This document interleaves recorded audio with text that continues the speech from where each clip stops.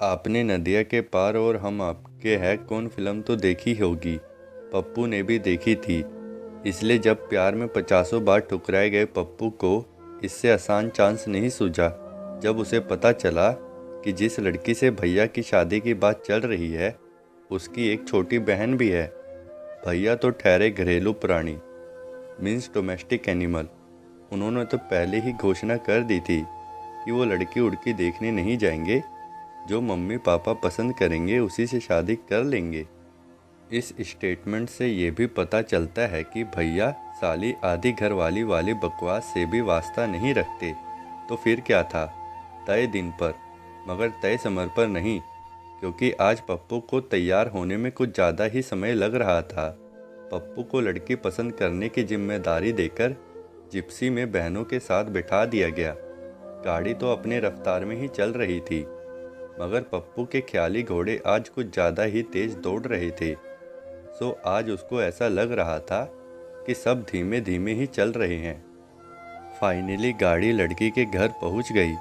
सोफे पे बैठे बैठे शरबत के दो दो गिलास खत्म हो चुके थे और सभी को चाय लड़की लेकर आएगी इस बात का इंतजार था। मगर चाय लेकर आ गई लड़की की छोटी बहन और पप्पू ने बिना लड़की देखे ही अपने मन में शादी के लिए हाँ कर दिया, अपनी भी। फिर लड़की भी आई।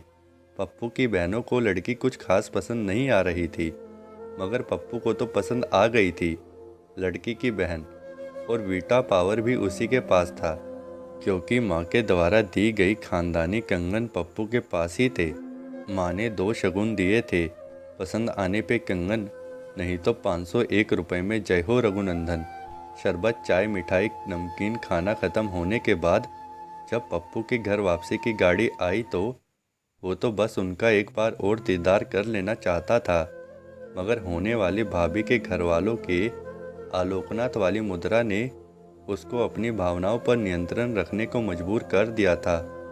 वापसी में रास्ते में जब बहनों ने अपना वोट खारिज होने का गुस्सा भी दिखलाया, घर जाकर निंदा प्रस्ताव भी लाया गया, मगर पप्पू के वीटो के सामने सब नमस्तक हो गई और अंत भैया की शादी का दिन भी आ गया।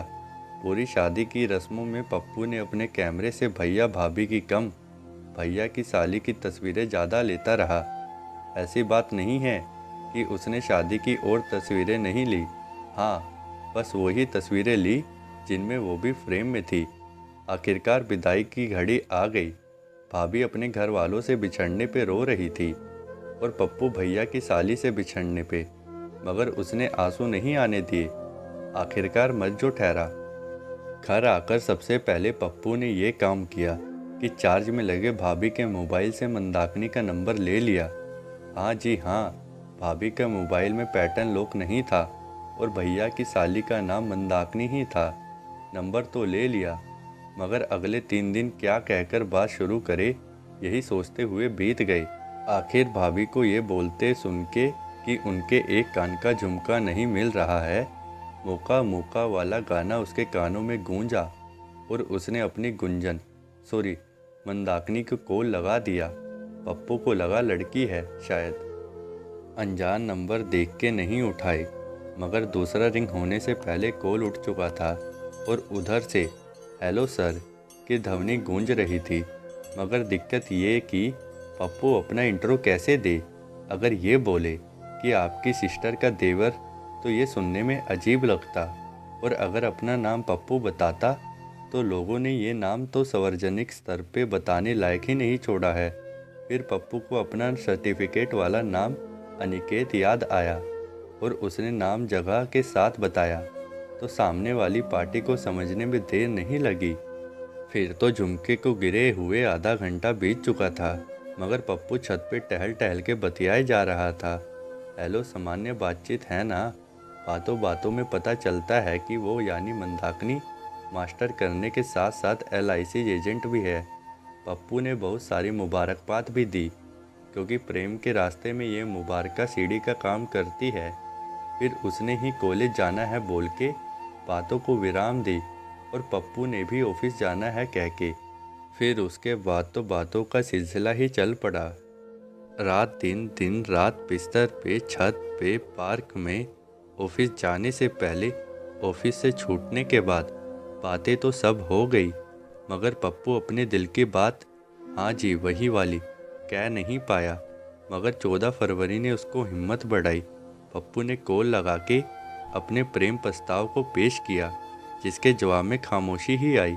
और पप्पू ने खामोशी को अपने मन में ही हाँ में एडजस्ट कर लिया।